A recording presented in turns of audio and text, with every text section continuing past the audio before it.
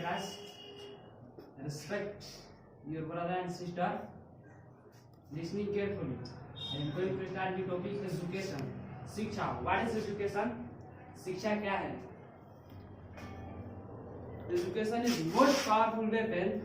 Education is most powerful weapon which you can use to change the world.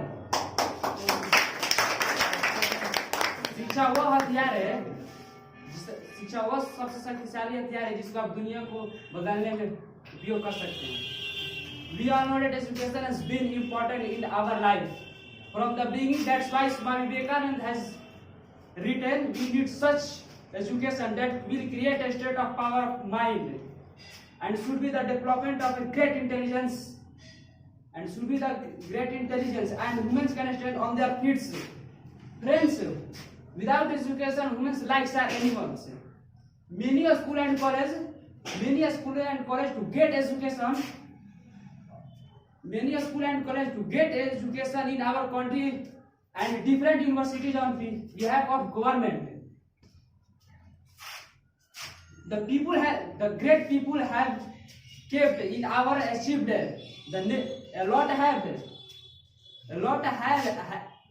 brightened the name of your country. If there is any important element, if there is higher education given to them. Example, our former president Mr. Abdul Kalam were from poor home, but he studied, it understood the importance of a study. Give all to you, attention to your study. He has inherited a lot with effort constant. If we can do all this to there, the biggest contribution is other education. Without human education, do you plan any special? Education is important in every area of life. This will make our country. This will make our country move forward. Society will grow. That's why friends. Study India will grow. हम सब लोग जानते हैं कि हमारे जीवन में शिक्षा का महत्व शुरू से आया है. इसलिए स्वामी विवेकानंद जी ने लिखा है कि हम ऐसी शिक्षा चाहिए जिससे चरित्र का निर्माण हो, मन की शक्ति बढ़े और बुद्धि का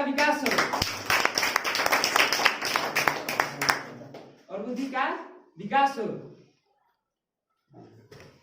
दोस्तों, शिक्षा के बगैर मनुष्य एक पशु सामान्य है कि नहीं? What is difference between humans and animals?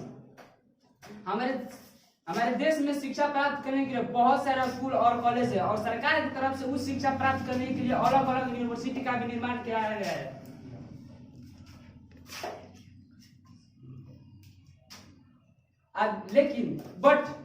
लेकिन आजकल कौन लोगों ने शिक्षा का व्यापार बना रखा है जिसे आम आदमी शिक्षा से वंचित हो रहा है. आज हमारे देश के महान लोगों ने बहुत तरक्की हासिल की है और इसमें सबसे महत्वपूर्ण कहा है तो वह है उनको दी जाने वाली उस शिक्षा. आज हमारे पूर्व राष्ट्रपति श्री अब्दुल कलाम जी जो गरीब घर से थे लेकिन उन्होंने पढ़ाई की और पढ़ाई की महत्व को समझा और पूरा ध्यान अपनी पढ़ाई पर ही दिया और उनके लगातार किए गए प्रयासों से उन्होंने बहुत सारा आविष्कार किया और सबसे बड़ा योगदान है कि उनकी शिक्षा कहा जाता है. पता है आपको, कुछ लोग डॉक्टर एपीजे से पूछा कि आपने शादी क्यों नहीं की. उन्हें बोले कि मैं गोल स्टूडेंट पर फोकस करता हूँ. कौन गोल स्टूडेंट बनाई? मैं गोल स्टूडेंट पर फोकस करता हूँ. गोल स्टूडेंट बनाई. हमारे जीवन में शिक्षा का होना बहुत ही जरूरी है. शिक्षा के बगैर हम कुछ भी खास नहीं कर सकते. कुछ लोग ऐसा सोचते हैं कि हमें शिक्षा प्राप्त नहीं करनी क्योंकि मुझे थोड़ी ना नौकरी करना है, पर यह सोच बिल्कुल गलत है. शिक्षा का मतलब यह नहीं कि अच्छी नौकरी का. शिक्षा का मतलब किसी ज्ञान प्रदान करना है जिससे आप किसी भी क्षेत्र में उन्नति कर सकते हैं. वाह.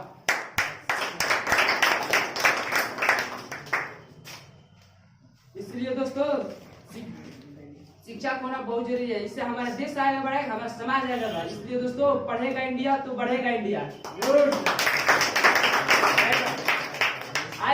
मैं समानता हूँ कि सामान्य जिंदगी जीने के लिए इंसान को रोटी कपड़ा और मकान के अलावा और किसी चीज की जरूरत है वह है शिक्षा, एजुकेशन.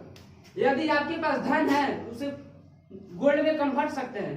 धन हो या सोना, दोनों की खोज यानी कि या तो चोरी हो सकती है, लेकिन यही धन को हम नॉलेज में कन्वर्ट करते हैं तो ना ही उसकी कभी चोरी होगी ना ही वो कभी खो सकती है।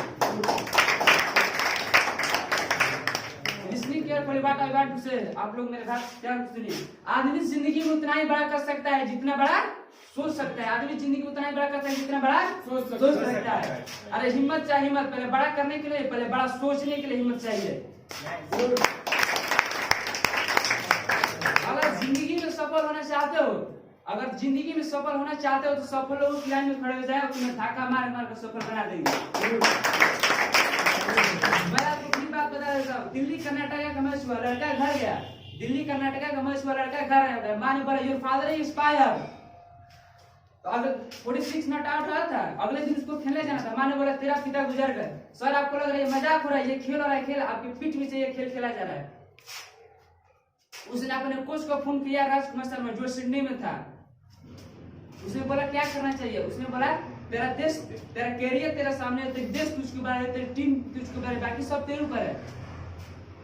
गुजरात ने चैलेंज किया, बोला विराट तेरे को आज बहुत कुछ देना बाकी है, आज प्रूव कर तेरा की समस्या है, तेरा की समाधान है कि नहीं। उसने कुदरत की समस्याओं के ऊपर पैर रखा और जाकर 96 रन मारा। आज विराट कोहली को पैसे क्यों नहीं आना चाहिए, डिजर्व करता है सर, आने चाहिए पैसे।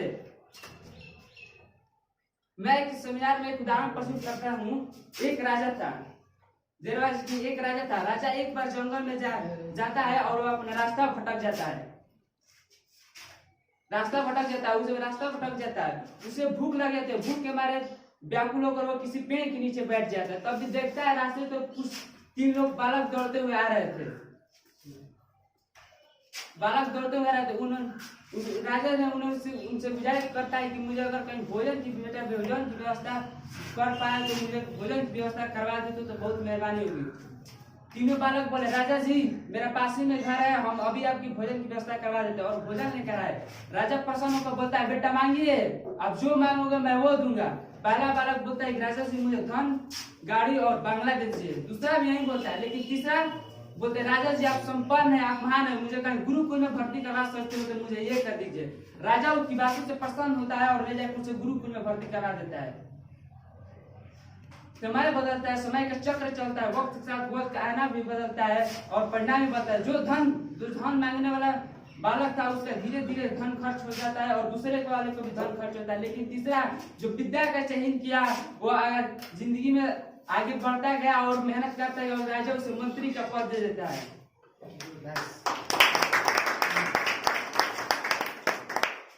मंत्री का पद दे देता है।